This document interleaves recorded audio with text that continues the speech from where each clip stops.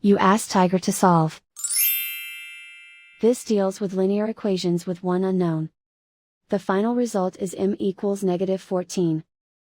Let's solve it step by step. Group all constants on the right side of the equation. Subtract 66 from both sides.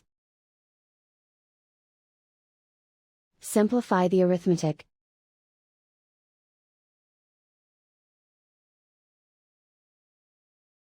Isolate the m.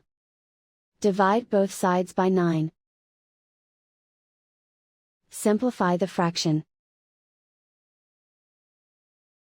Find the greatest common factor of the numerator and denominator. Factor out and cancel the greatest common factor. And so the final result is m equals -14.